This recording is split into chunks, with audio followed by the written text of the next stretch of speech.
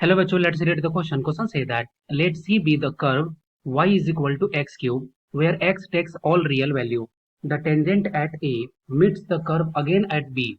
If the gradient at B is k times the gradient at A, then the value of k is equal to option A 4, option B 2, option C -2, option D 1/4. Discuss करते हैं। तो यहाँ पे इस question को करने के लिए की कॉन्सेप्ट क्या हो जाएगा की कॉन्सेप्ट। अगर मान लेते हैं कि कोई अगर ये जस्ट मान लेते हैं कि ये लाइन है या फिर कोई दो पॉइंट है, ए है और ये बी है, और इसका अगर कोऑर्डिनेट दिया हुआ है, जस्ट कंसिडर कर रहे हैं कि इसका कोऑर्डिनेट ए कॉमा बी है और इसका कोऑर्डिनेट एक्स कॉमा वाई है।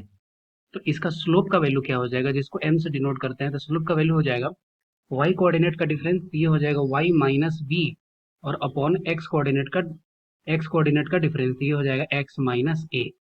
इस बेसिस पर हम लोग इस क्वेश्चन को सॉल्व कर सकते हैं। अब यहाँ पे जस्ट कंसिडर कर रहे हैं कि जो इक्वेशन दिया हुआ है वो क्या है, वो है कर्व का equation y is equal to x cube. Okay, अब यहाँ पे एक्स क्यूब दिया हुआ है, तो जस्ट कंसिडर कर रहे हैं कि एक ए पॉइंट है जिसका कोऑर्डिनेट क्या दी कंसिडर कर रहे हैं, टी और t cube. Okay, t and t cube, और बी एक पॉइंट है जिसका कोऑर्डिनेट कंसिडर कर रहे हैं कि B is equal to capital T cube. Okay, अब ये पॉइंट हो गया। अब ये बोल रहा है कि दोनों पॉइंट जो है वो किस पे है, ये कर्व पे ही है। अब सबसे पहले अगर इसका टेंजेंट चाहिए होगा तो इसका स्लोप निकाल लेते हैं। तो ये हो जाएगा d y by d x and this is equal to 3x²। 3x², ये स्लोप का वैल्यू हो गया। ये इसी को बोलते हैं क्या, एम। अब यहाँ से अगर दो पॉइंट है, इसका अगर स्लोप निकालते हैं तो इसके एम का वैल्यू क्या हो जाएगा, इसके एम का वैल्यू हो जाएगा M is equal to y coordinate का डिफरेंस, ये हो जाएगा capital T cube minus small t cube upon capital T minus small t. Okay, और ये वैल्यू जो है वो किसके बराबर है, ये वैल्यू है जो 3x² के बराबर है। लेकिन कंडीशन बोल रहा है कि tangent at A meet the curve, तो मतलब कि क्या है कि इस पॉइंट को सेटिस्फाई करेगा। तो यहाँ से m इज इक्वल टू क्या लिख सकते हैं, m इज इक्वल टू लिख सकते हैं, x कोऑर्डिनेट क्या है, t है, तो ये हो जाएगा क्या, ये हो जाएगा 3t²। और यही 3t² का वैल्यू जो है वो इक्वल हो जाएगा किसके, capital T cube minus small t cube upon capital T minus small T. That means लिख सकते हैं क्या, ये हो जाएगा T cube minus small t cube upon capital T minus small t. Okay, अब यहाँ से क्या करेंगे, यहाँ से क्रॉस मल्टीप्लाई कर देंगे, तो ये हो जाएगा 3t² capital T minus small t and this is equal to a cube minus b cube. Formula क्या होता है, ये होता है a minus b a² plus a b plus b²।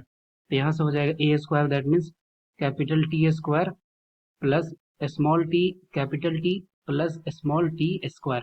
Okay, अब यहाँ से t माइनस टी, तो यहाँ से हम लोग क्या लिख सकते हैं, यहाँ से हो जाएगा 3t² capital T minus small t is equal to, अब यहाँ पे इज इक्वल टू, यहाँ क्या लिख देंगे, यहाँ पे साइन माइनस कर देते हैं, इसको इस साइड ही लेकर के आते हैं। तो ये हो जाएगा साइन माइनस का capital T minus small t into t² plus small t² minus, sorry, plus capital T into small t. Okay, and this is equal to 0।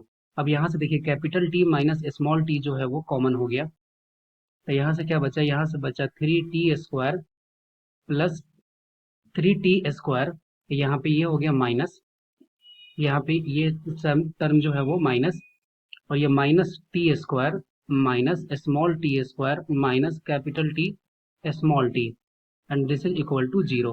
Okay, अब यहाँ से हम लोग लिख सकते हैं क्या, capital T minus small t into 3t² minus t², ये क्या हो जाएगा, ये हो जाएगा 2t², ये हो गया -t² minus t into small t and this is equal to 0।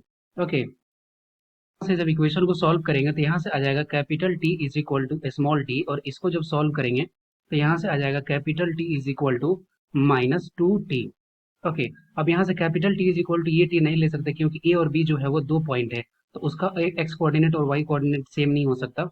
जैसे कि यहाँ पे ए और बी जो है वो दो पॉइंट है, और ये दोनों पॉइंट अनदर पॉइंट पे जा करके मीट करते हैं, ये दोनों टेंजेंट है और अलग अलग है। इसका मतलब ये, इसको हम लोग क्या करेंगे, नेग्लेक्ट कर देंगे।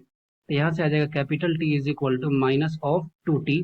ओके, अब यहाँ पे रिलेशन क्या दिया हुआ है, यहाँ पे रिलेशन जो है क्वेश्चन के अकॉर्डिंगली क्वेश्चन के अकॉर्डिंगली दिया हुआ है कि gradient of the B and this is equal to के times of gradient of A, ये वैल्यू क्वेश्चन में दिया हुआ है। अब यहाँ से पहले इसको क्या करेंगे, स्क्वायर कर लेंगे, तो ये हो जाएगा capital T square is equal to 4t²।